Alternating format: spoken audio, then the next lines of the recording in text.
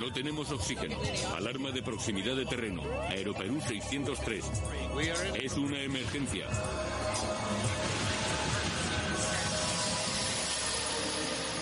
Esta es una historia verídica. Las reconstrucciones de los hechos están basadas en una transcripción original de un control de tráfico aéreo. Debe tratarse de una de las historias de aviones más sorprendentes de todos los tiempos, y todavía cuesta creerla. Un avión lleno de pasajeros fuera de control a 5.182 metros de altitud, y él con el piloto enganchado fuera del aparato. En la cabina, 3 aterrados auxiliares de vuelo le sujetan por las piernas. Mayday, Mayday, Mayday. A los mandos del aparato, un joven copiloto lucha por conseguir llevar el avión al aeropuerto más cercano. Mayday, Mayday, Mayday. Las vidas de los 87 pasajeros y la tripulación penden de un hilo.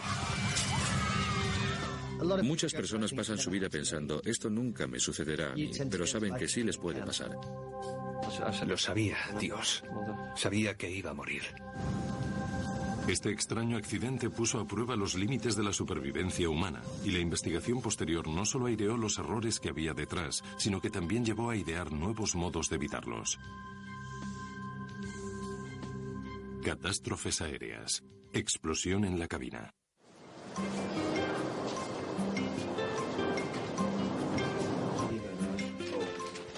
Bienvenido. Para la tripulación del vuelo de British Airways entre Birmingham y Málaga, el 10 de junio comenzó como un día cualquiera. Viejos amigos a punto de empezar a hacer un trabajo que les encanta. Los auxiliares de vuelo Nigel Ogden, Simon Rogers y su Prince llevaban trabajando juntos desde hacía 15 años. Es un equipo con experiencia y muy capaz que está orgulloso de su trabajo. En Birmingham, todos los auxiliares y los pilotos se conocían. Todos conocíamos los nombres de los demás. Simon era muy buen amigo mío. Solíamos ir a tomar una cerveza o a cenar algo juntos. Todo el mundo se llevaba bien con todo el mundo.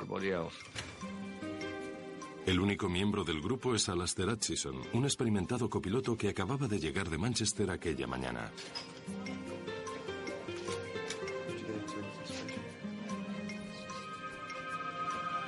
Alastair, buenos días. Soy Tim Lancaster. ¿Cómo estaba la M6? Tim Lancaster es capitán de vuelos comerciales desde hace 21 años. Bueno, será mejor que empecemos. El sobrecargo John Heward llega para dar a la tripulación las instrucciones finales. Buenos días a todos. ¿Naye? ¿Es este el primer oficial? Sí, recién llegado de Manchester. Da gusto ver caras nuevas.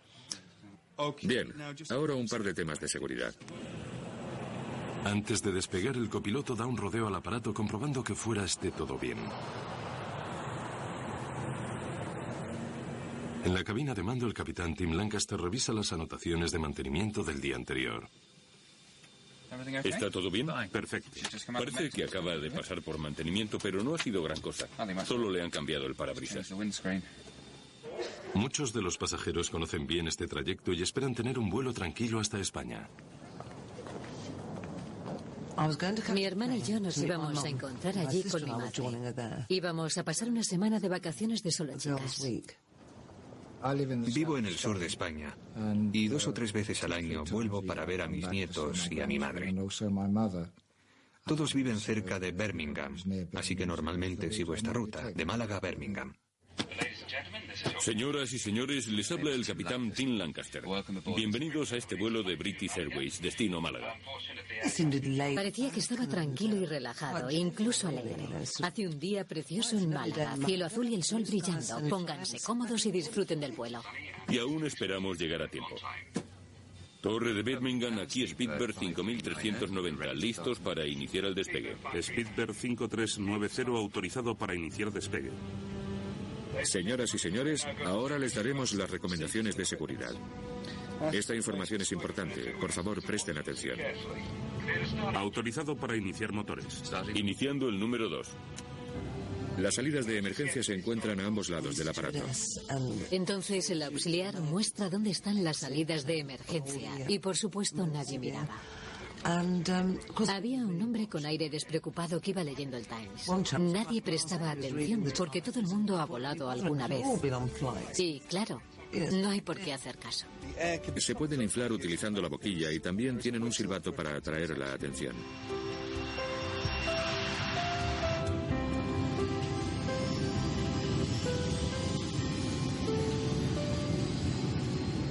knots. 80 nudos.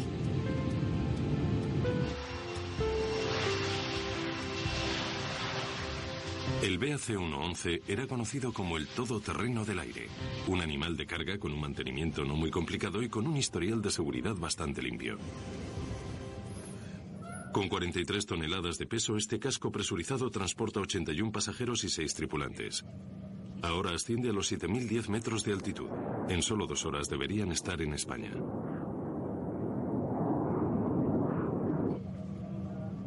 Solo una catástrofe podría hacerlo bajar de los aires. A los 2 minutos de haber comenzado la ascensión, los pilotos ponen el piloto automático. Tim Lancaster se suelta las correas de seguridad y se relaja. Entré en la cabina de mandos para preguntar a Alastair y a Tim qué querían tomar. ¿Les apetece una taza de té, señores? Lo de siempre, por favor. Con leche y una de azúcar, por favor. Y les dije, el desayuno estará listo dentro de un momento.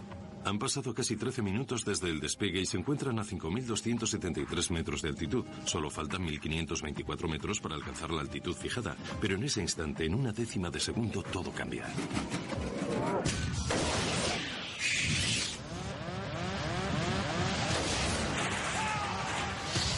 Con una gran explosión, el parabrisas del capitán desaparece en el aire.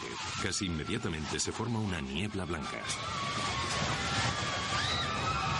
Una especie de explosión realmente intensa de esas que te golpean en el estómago y te hacen temblar el cuerpo.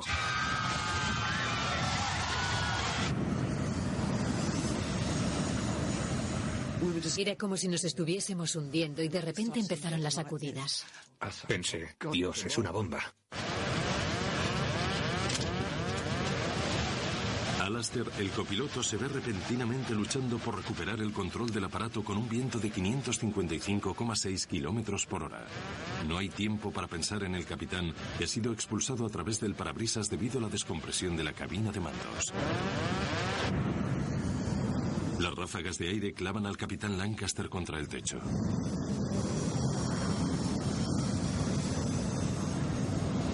Dentro, sus piernas han empujado la palanca hacia adelante, desconectando el piloto automático y lanzando el avión hacia el abismo.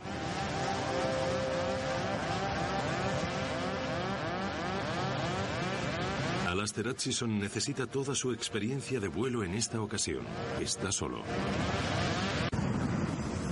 El cuerpo del capitán está pegado al exterior del aparato que se precipita desde los 5.182 metros de altitud. Los reguladores están obstruidos, aumentando la velocidad hasta casi los 629,7 kilómetros por hora. El copiloto Alastair Hutchison tiene que encargarse de la situación. Mientras lucha por recuperar el control del aparato, el auxiliar de vuelo Nigel Ogden ve cómo su capitán está siendo absorbido fuera del avión. Entonces miré y vi cómo la puerta de la cabina de mandos estaba encima de los controles. Todo lo que podía ver era a Tim fuera de la ventana. Salté hacia adelante y apoyé un pie en el del capitán.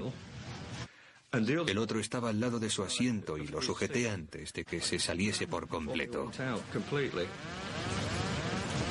Nigel Ogden mantiene al capitán sujeto luchando por su vida. Fuera, una ráfaga de aire de 629,7 kilómetros por hora a 17 grados bajo cero golpea el cuerpo de Tim Lancaster. El tornado que se origina en la cabina de mandos le está dando a Hutchison bastantes problemas. Mayday, Mayday, Mayday. Londres, aquí es Skipper 5390. El control de tráfico aéreo puede oír sus gritos pidiendo ayuda, pero la tormenta que se ha originado en la cabina se lleva las respuestas. Los pies del capitán todavía están apoyados contra la palanca y Alastair intenta hacerse con el control.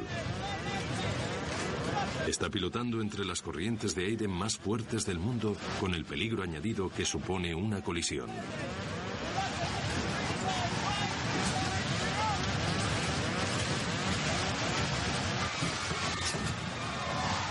Desde la cabina de pasajeros, el sobrecargo John Heward ve el caos que se está produciendo en la cabina de mandos y hace lo que puede para ayudar. Miré hacia arriba y vi a Nigel como si estuviese colgado por encima del asiento. Enfrente de mí, la puerta de la cabina se había caído hacia adelante y estaba enganchada entre el marco y los reguladores de velocidad. Así que la golpeé un par de veces y se rompió literalmente en 3 o 4 partes. Detrás, en una de las paredes de la cabina de control, hay un asiento extra para los que quieren venir a ver cómo volamos o lo que sea. Y pensé, bueno, si meto el brazo entre el cinturón de seguridad, puedo sujetarlos a los dos y por lo menos tendremos un punto de sujeción dentro del avión.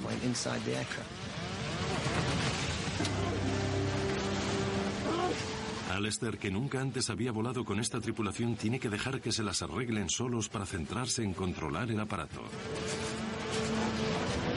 Ha conseguido recuperar las palancas de gases. John y Nigel han conseguido desencajar los pies del capitán de la palanca. Pero en vez de reducir la velocidad, Hutchison decide continuar el rápido descenso.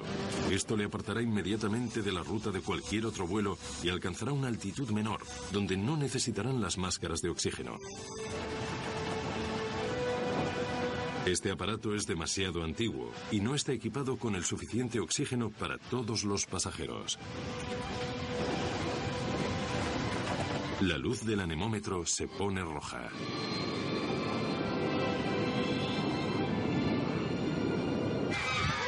Posición de emergencia.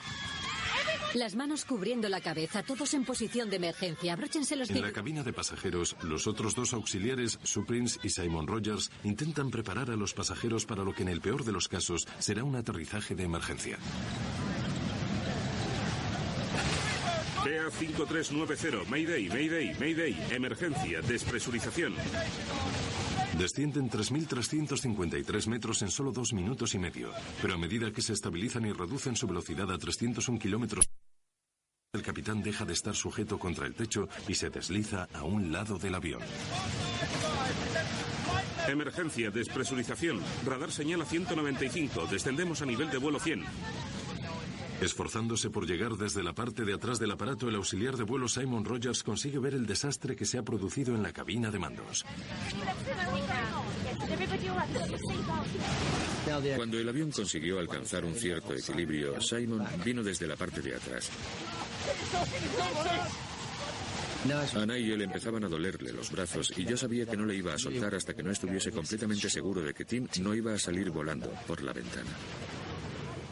A todos se nos veía el miedo en los ojos. Estábamos terriblemente preocupados. Pensábamos que o Tim moriría o nosotros moriríamos. Es lo único que se me pasaba por la cabeza. Pero estaba todo en manos de Alistair y también en las nuestras. Simon, John y yo teníamos que aguantar hasta el final. Mayday, Mayday, Mayday. Todo lo que recuerdo es ver cómo se agitaban los brazos de Tim. Parecía como si midiesen más de 1 metro. Nunca lo olvidaré. Cómo tenía los ojos abiertos de par en par. Tenía la cara pegada contra la ventanilla lateral, pero ni siquiera pestañeaba. Le dije a John, creo que está muerto. Creo que está muerto. Tú y Simon vais a tener que aguantar. Yo ya no puedo más. No siento los brazos. Decidimos poner a Simon. Le dije a Simon, siéntate en ese asiento y átate a él.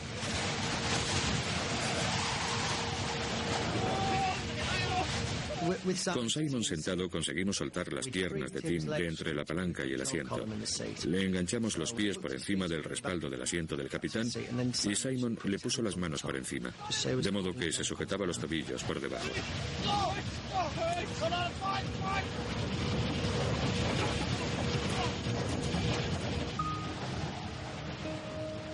Simon y Alistair tienen que hacer frente a una de las decisiones más difíciles de su vida. ¿Qué hacer con el cuerpo sin vida del capitán? Durante unos instantes no dicen nada, pero ambos tienen la misma idea. Lo mejor es sencillamente dejarlo ir.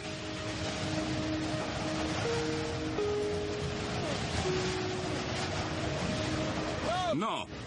Sujétalo, por favor. Pero la orden de Alistair no es un mero acto de compasión.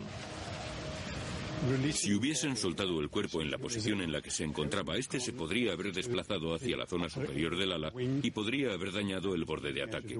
Si hubiese pasado por encima del ala, podría haber entrado en el motor. El liberar el cuerpo suponía provocar unos daños considerables. Creo que el mantenerlo donde estaba fue la decisión más sensata que podían haber tomado. Alistair ha conseguido descender a los 3.353 metros. Sin la ayuda del capitán, está manejando los controles del avión de memoria y guiándolo alrededor de Heathrow, uno de los espacios aéreos más congestionados del mundo. Después de 7 minutos sin contacto con el control de tierra, consigue oír la voz del control de tráfico aéreo por primera vez. Estamos sufriendo una despresurización de emergencia. Pedimos asistencia por radar hacia la pista de aterrizaje más próxima. Spielberg 5390, recibido. ¿Está de acuerdo con aterrizar en Southampton? Spielberg 5390, conozco Gatwick. Gatwick sería mejor. Alistair quiere aterrizar en el aeropuerto de Gatwick, ya que ha volado a este destino en muchas ocasiones. Pero Southampton está más cerca y aunque nunca ha estado aquí antes, sabe que tiene que descender rápidamente. Hay a 150 nudos. Pido asistencia por radar para entrar en Southampton. Todos los mapas y rutas han salido volando con el capitán y solo el controlador aéreo puede guiar a Hutchison. Vira hacia Southampton.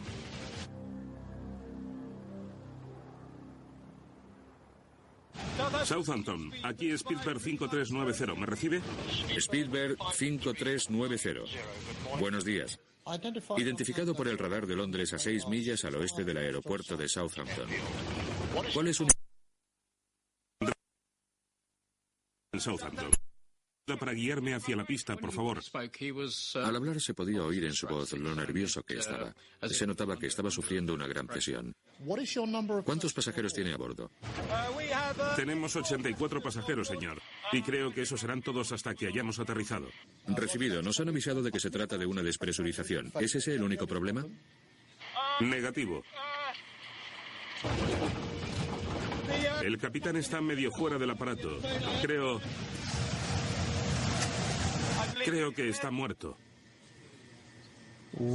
Recibido. Cuando me lo estaba contando, tuve la sensación de que lo decía sin poder creérselo, porque esas cosas no pasan. Ya sabes, es una de esas cosas que ves en las películas, pero nunca suceden en la vida real. Se te ponen los pelos de punta y te recorre un escalofrío de arriba a abajo. Sientes un escalofrío por la espalda y piensas, no está pasando, pero sí, es real. El auxiliar de vuelo le está sujetando, pero pide un equipo de emergencia para el capitán. Creo que está muerto. Recibido. Es una emergencia importante, un 111. Randall se pone en contacto con los servicios de emergencia en cuanto tiene oportunidad. No sé cuántos pasajeros hay, pero se lo diré pronto.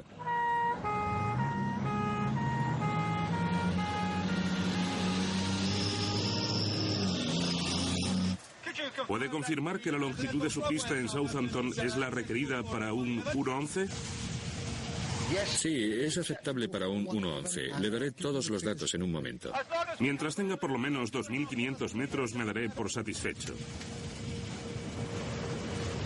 Lo siento, pero no tenemos 2.500 metros. Y tampoco en Bournemouth. Tenemos un máximo de 1.800 metros.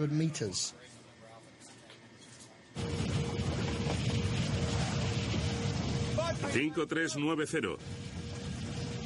Está bien. Hutchison está preocupado porque el avión sobrepasa el peso máximo para el aterrizaje, ya que el depósito está lleno de combustible para el viaje a Málaga. Si la pista no es lo suficientemente larga, tendrá todavía más problemas. Fuese porque el avión se podría parar en la pista, o porque los neumáticos podrían reventar, o porque quizás se saldría de la pista. Era evidente que estaba preocupado cuando pidió los 2.500 metros. 5390. Muchas gracias. Tenemos el tren delantero bajado y flap 45. Así que estamos preparados para la aproximación. Pero por favor, que sea lo más suave posible. Desde luego que lo haré. Es el primero de la cola de aterrizaje. Si lo piensas, los vuelos de instrucción se realizan con dos pilotos, ambos en perfectas condiciones, en la cabina de mandos. Uno pilota el aparato y el otro se ocupa de todos los simulacros de emergencia. En aquel momento teníamos al capitán colgando de la ventana, a otra persona sujetándolo por las piernas y a Alastair controlando el aparato sin poder hablar con nadie. Speedbird 5390 está a 14,5 kilómetros de la toma de tierra. Tiene permiso para aterrizar. Señor, no deje de hablarme. Necesito toda la ayuda que me pueda dar. Recibido. Tendrá que ser capaz de parar el avión en la pista y evacuarlo allí mismo.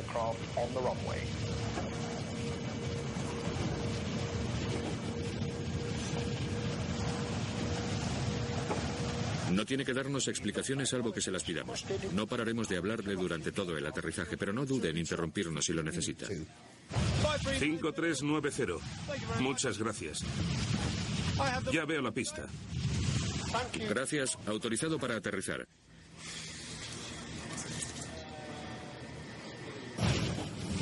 ...32 minutos después del despegue con 81 pasajeros, el depósito casi lleno de combustible y con el capitán que ha salido volando por el parabrisas, Alastair Hutchison inicia el aterrizaje más difícil de toda su vida.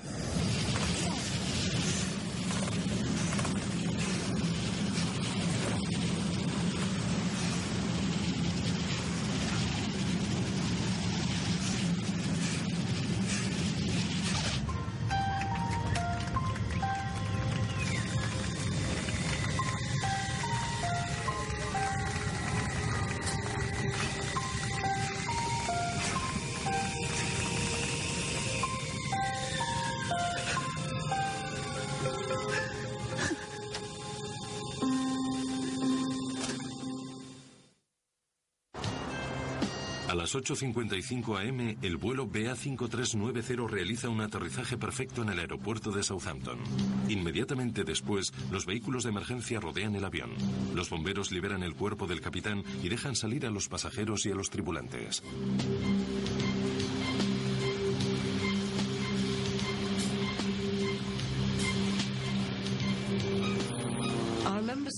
Recuerdo ver al copiloto, el hombre gracias al cual ahora estamos aquí. Lo vi caminar por la pista muy despacio, agitando la cabeza, con uno de los responsables de las ambulancias caminando a su lado, rodeándole por los hombros con su brazo. Y el copiloto negaba con la cabeza, como si... Lo recuerdo con claridad, no sé por qué, pero es algo que recuerdo perfectamente. Alastair Hutchison acababa de realizar una proeza aérea casi sin precedentes en la historia de la aviación.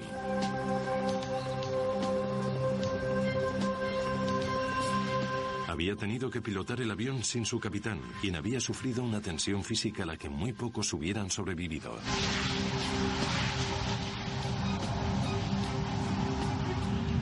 Creo que nadie espera verse en unas condiciones tan extremas. Su tiempo de supervivencia podría haber sido de unos cuantos minutos, ya que se iba enfriando cada vez más y su organismo empezaba a paralizarse. El cuerpo de Tim Lancaster fue atacado por dos flancos.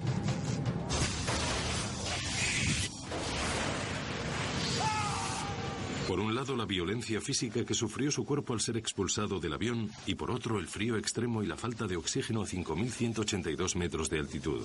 Cada 305 metros la temperatura corporal desciende 2 grados centígrados.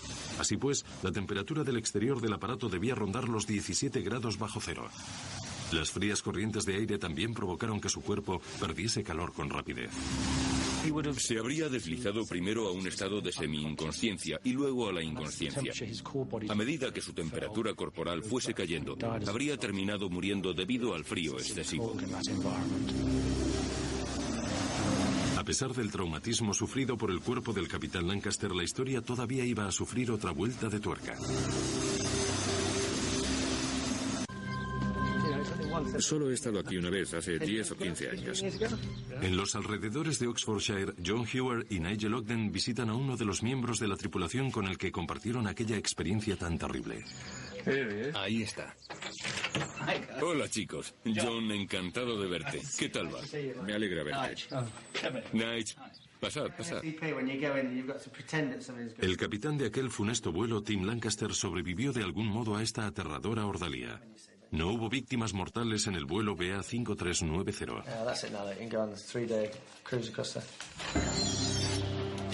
Mientras retiraban su cuerpo congelado y sin vida del avión, nadie podía pensar que Tim hubiese sobrevivido a semejante prueba. Pero sorprendentemente, poco a poco fue emergiendo de la terrible aventura. Tim, ¿me oyes? Recobré un poco la conciencia mientras estaba en el suelo en Southampton porque recuerdo enormes cosas rojas y blancas que obviamente eran camiones de bomberos y ambulancias. No recuerdo ni caras ni palabras. Mis siguientes pensamientos lúcidos los tuve en el hospital de Southampton. En los días siguientes, en aquel estado de semi-inconsciencia, todas las piezas fueron encajando. Las fui juntando hasta que pude ver la imagen completa y entonces comprendí lo que había pasado.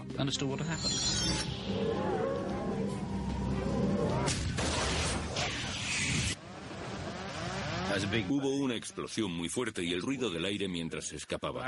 Pero recuerdo cómo miraba el parabrisas mientras se separaba del avión y luego se alejaba como una bala, desapareciendo en la distancia.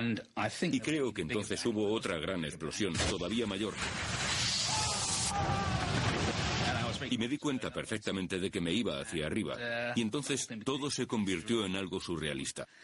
Me daba cuenta de que estaba fuera del avión, pero ni siquiera me importaba mucho. Lo que mejor recuerdo es que no podía respirar porque estaba frente a la corriente de aire. Me giré y mi cuerpo se giró por completo. Era como si mirase hacia la parte de atrás del avión. Y en ese momento conseguí respirar. Recuerdo el ver la cola del avión, recuerdo cómo giraban los motores y a partir de ahí ya no recuerdo mucho más. Mi memoria se pierde en ese punto. Estuve allí el año pasado y han cambiado el aeropuerto. Me alegro de haber sujetado a Tim porque estaba vivo. Es un hombre muy fuerte. Tiene que serlo para haber sobrevivido a todo aquello. Yo no lo hubiera logrado.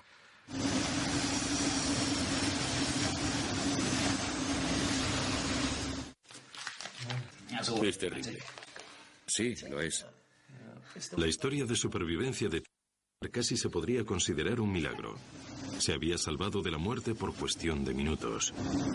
Al pilotar el avión, Alistair Hutchison le salvó la vida. Su rapidez de reflejos al llevar el avión de vuelta a tierra en solo 22 minutos salvó a Lancaster de morir.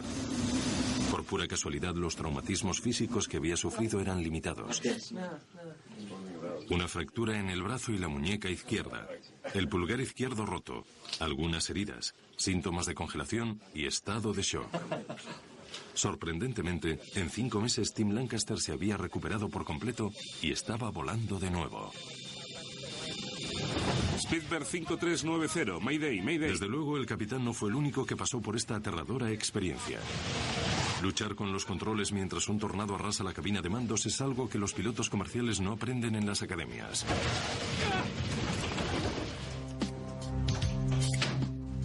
Si se siente incómodo, dígamelo. Entre los pocos pilotos que pueden comprender la experiencia de Hutchison y su tripulación está este joven piloto en prácticas de la Royal Air Force. Están llevando a cabo una simulación de una descompresión por explosión en esta cámara hipovárica. Multiplica por 2 los efectos de un viento que sopla a 7.620 metros. Comunicadores. Comprobados y funcionando. ¿Todas las conexiones? Comprobadas y funcionando. Consul check completado. Consul check completado. Autorizado para extensión. Oficial médico de instrucción.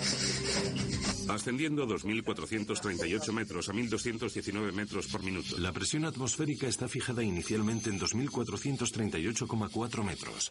Esta es la presión que hay dentro de una cabina de mando sellada de un avión comercial convencional. Cualquiera puede soportarla durante varias horas sin sufrir los efectos. Si se asciende un poco más, la experiencia será bastante distinta. Atención, por favor, que todos los alumnos levanten el pulgar para indicar que están preparados para iniciar la despresurización rápida. 8 pulgares. Bien, prepárense para iniciar la despresurización rápida en 5, 4, 3, 2, 1, ahora.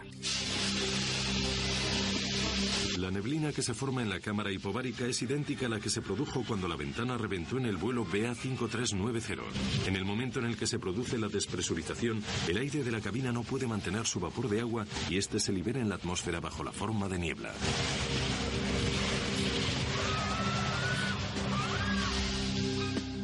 La altitud de la cámara está estabilizada en 7.620 metros. El high hall está en marcha. Pueden comenzar el entrenamiento hipóxico. Bien hecho. Voy a comenzar el entrenamiento con los alumnos 7 y 8. Confirmado 7 y 8. Una vez que la niebla ha desaparecido, se empieza a notar la falta de oxígeno. Perfecto. Empiezan a copiar estas imágenes en el margen derecho. Al no tener oxígeno, al principio vemos cómo se reduce su rapidez de reacción y también observamos alteraciones de la personalidad. Algo similar a lo causado por una intoxicación etílica. Mira lo feos que son tus compañeros. Fíjate bien a ver si se vuelven más guapos durante la hipoxia. Vemos cómo los alumnos ejecutan cada vez peor las órdenes. Sus pensamientos se ralentizan y su velocidad de reacción es cada vez más lenta, hasta que empiezan a mostrar lapsos de concentración y se deslizan hacia la inconsciencia y finalmente hacia la muerte si no se restablece el suministro de oxígeno. La sangre deja de transportar tanto oxígeno. En lo que consiste todo esto es en experimentar los síntomas a nivel personal y en que los demás observen esos síntomas.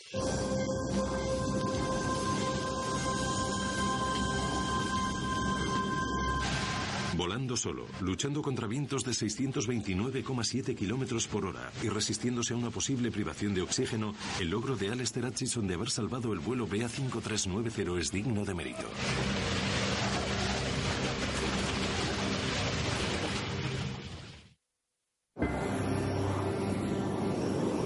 Mientras la crisis se estaba desarrollando, los inspectores de accidentes ya se apresuraban hacia Southampton para encontrar una explicación. En la pista del aeropuerto de Southampton comienza la búsqueda de pistas. La investigación inicial no muestra ninguna deformación en el marco del parabrisas, así que esto descarta cualquier problema de la estructura. El hecho de que no haya fragmentos del cristal también descarta el golpe de un pájaro.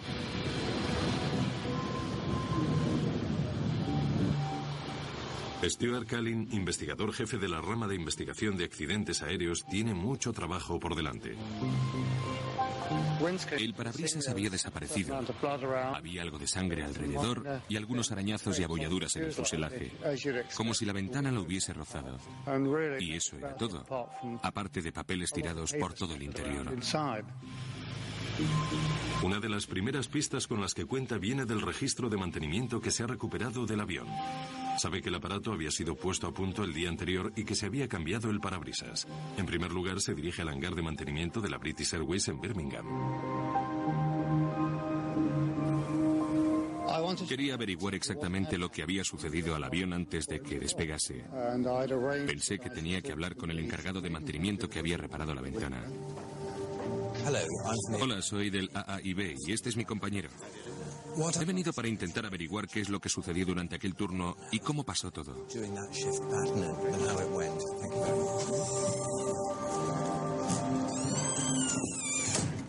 ¿Vieron algo en la ventana que les llamase la atención? ¿Alguna marca producida por la presión o algo así? Mi primera conversación con el encargado de mantenimiento fue bastante general, ya que hasta aquel momento no habíamos obtenido ningún indicio relevante. ¿No dejo que nadie más lo comprobase por usted? Stuart, tienes una llamada. Entra, por favor. Bien. ¿Le importa que coja esto? Vuelvo ahora. Contesté a la llamada. Eran noticias sobre el parabrisas que tenían en Didcot. Habían encontrado cerca de 30 tornillos. El diámetro de la mayoría de ellos eran una talla más pequeña de lo que debería ser.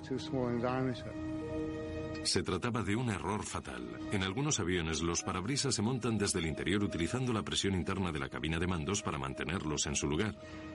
Pero en el 111 el parabrisas se atornillaba desde el exterior. Cualquier defecto de los tornillos puede hacer que la presión de dentro del avión reviente el parabrisas. Parece que Callin no ha tardado en encontrar el error y al culpable.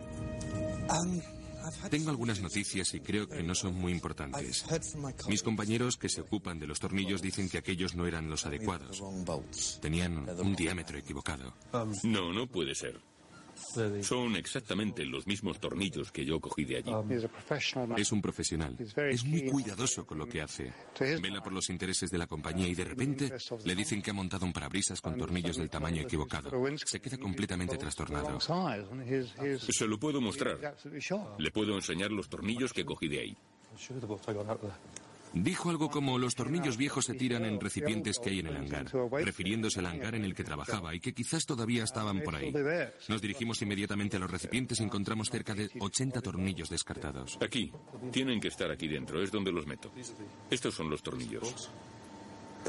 ¿Son estos con los que comprobó los nuevos? Sí. ¿Los cogió del expositor? Una prueba muy buena, inmejorable en lo que a mí se refiere. Bien, apartaré estos.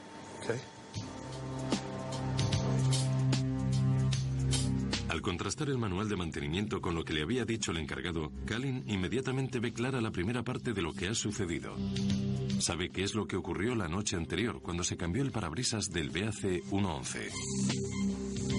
Repasamos uno por uno todos los pasos que se habían dado y nos dimos cuenta de que había cerca de 13 anomalías en todo el proceso anterior al montaje de los tornillos.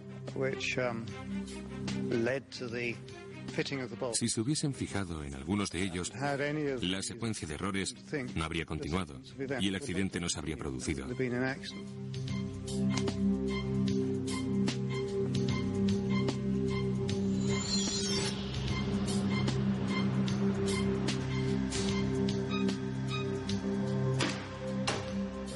El encargado había comenzado su turno temprano. Cerca de las 4 a.m. empezó a retirar el parabrisas viejo. El hangar estaba lleno y por eso se había desplazado el avión contra la puerta del hangar, lo que hacía difícil el poder alcanzarla. El encargado tuvo que estirarse por encima del fuselaje y no podía manejar correctamente el destornillador. El parabrisas que había retirado también se había fijado con tornillos de un tamaño equivocado, pero todavía podían sujetarlo, y estuvieron intactos durante 4 años. Pero se trataba de un hombre muy concienzudo, y mientras montaba el parabrisas decidió sustituir los tornillos viejos por unos nuevos. Decidió no consultar el catálogo de piezas para comprobar cuál era la que iba a necesitar. En vez de eso, se dirigió directamente al almacén. Buenos días. Buenos días. Una vez allí, buscó y comparó a ojo los nuevos tornillos con los que había retirado del parabrisas.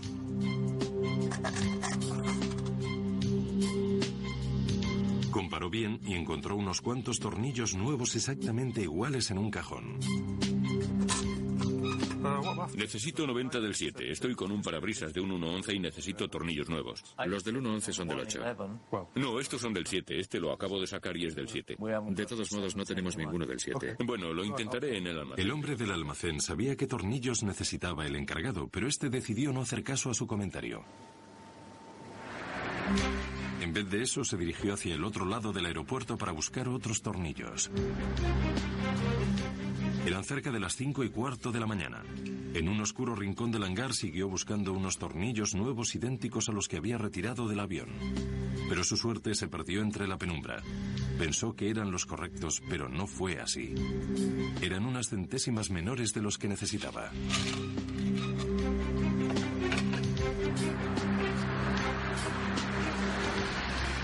Volvió al 111 y se tumbó otra vez para colocar los tornillos nuevos. Trabajaba en un ángulo desde el que no podía ver que los tornillos no encajaban correctamente.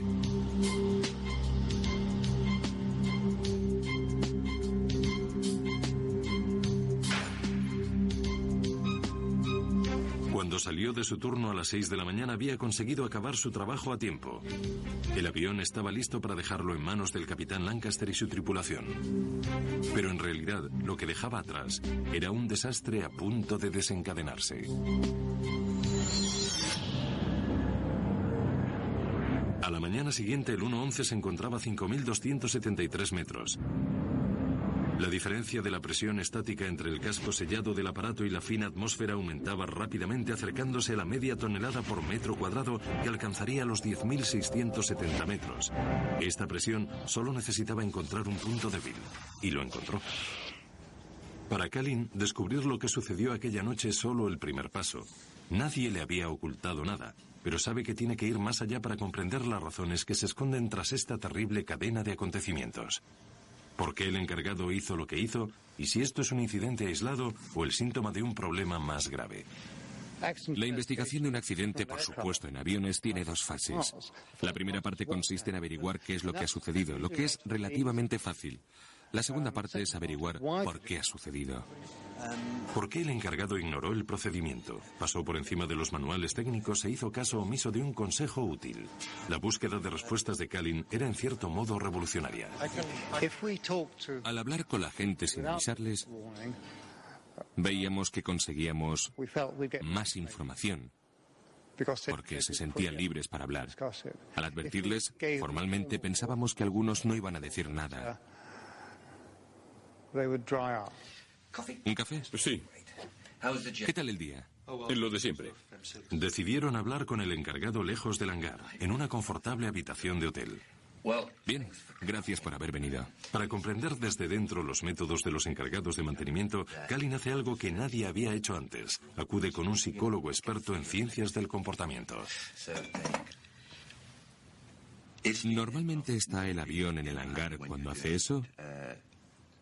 Antes se recurría a los psicólogos para intentar analizar el por qué los pilotos cometían errores cuando se encontraban bajo presión. Es una disciplina conocida como factores humanos, pero en 1990 el recurrir a esto en temas de ingeniería era algo desconocido. Quería enfocarlo desde lo que realmente es el terreno de la psicología. Esperaba darle más confianza. Queríamos que viese que intentábamos ser todavía más accesibles y que pretendíamos llegar al fondo de aquel asunto. Cuando saca los tornillos, ¿va directamente al catálogo de piezas o...? Normalmente no. Si saco un par de tuercas y son las mismas, las cojo directamente del expositor.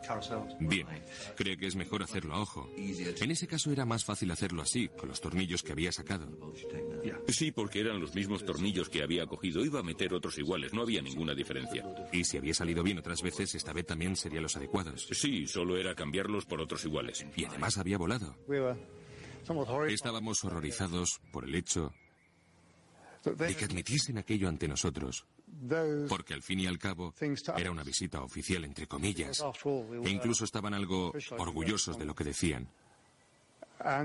Pensamos que esas prácticas eran algo corriente y lo habían mantenido en secreto. Si hubiese ido a comprobar en el ordenador qué tornillos necesitaba y cómo tenía que montarlos, hubiera tenido bastantes posibilidades de no haber estado volando cuando debía. Bien.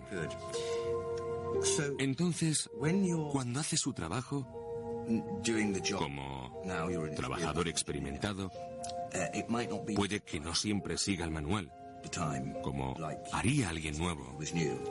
No, normalmente no. Llevamos años haciendo esto y si tuviésemos que seguir los manuales, cada trabajo llevaría el doble de tiempo. Así que creyó que era mejor confiar en su experiencia antes que en los conocimientos del encargado del almacén. Bueno, sé lo que hago.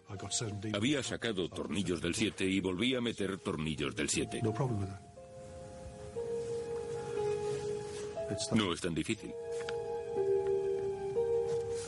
Lo único que querían era acabar cuanto antes. Tenían mucho trabajo y todo se hacía de noche. A menudo tenían mucho más trabajo del que podían hacer sensatamente. Habían ideado ciertos trucos para poder acabar lo más rápido posible. Los investigadores nunca habían redactado un parte de accidente como este. Al contar con la ayuda de un psicólogo, Kalin desarrolló un novedoso método para utilizar los factores humanos para explicar por qué ocurrió el accidente. Encubrían ciertos factores de presión que se daban en el hangar que provocaban que un trabajador normalmente eficiente cometiese errores letales, mientras creía que hacía lo correcto. Este enfoque psicológico llevó la prevención de accidentes aéreos a un nuevo nivel. Como consecuencia de esta investigación, puede que otros no tengan que pasar por la misma terrible experiencia.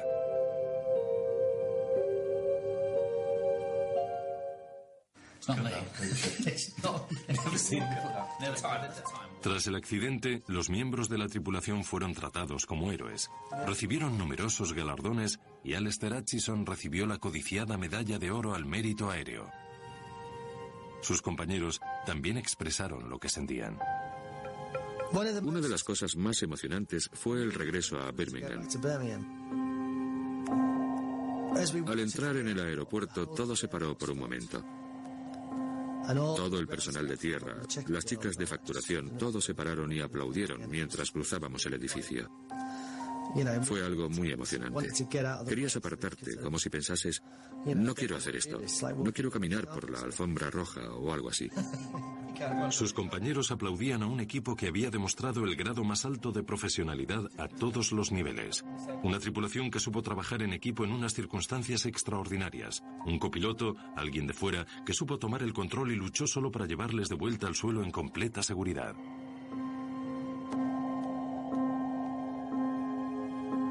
Tim Lancaster comenzó a volar de nuevo con la British Airways solo 5 meses después del accidente. Ahora ha dejado esa compañía, pero le sigue gustando tanto volar que ahora trabaja con otra aerolínea. El día que volví a volar fue un día muy especial. Decidí que eso era lo que iba a seguir haciendo y que iba a hacer un esfuerzo. El resto fue más fácil. Para Nigel, el hombre que acudió en ayuda de Tim y le mantuvo sujeto a la vida, el impacto de aquel día fue mucho más profundo. Todos los días recuerdo lo que pasó.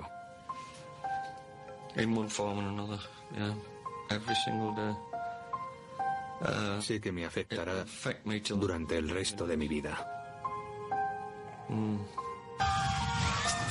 Nigel, al igual que Simon y Sue, ya no vuela, pero John Hewer todavía sigue con British Airways como sobrecargo, pero tampoco se ha librado de los recuerdos de aquel día.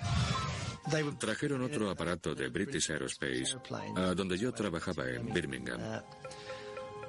Desgraciadamente, el cristal también estaba montado desde el exterior y el interior de la cabina de mandos era idéntico. Me senté y volví a recordarlo todo. Debido a eso he vuelto a trabajar en Heathrow y piloto vuelos de larga distancia porque esos aparatos son completamente distintos del 1 a 11. Alistair Hutchison, que todavía vuela con la British Airways, decidió no tomar parte en este reportaje. Cada miembro de la tripulación recordará la experiencia de diferentes maneras, pero todos comparten la misma idea. Aquel día no salieron sus números. Tim lo ha explicado muy bien. Nuestros nombres estaban en la lista, pero estábamos entre los primeros. Creo que tiene razón.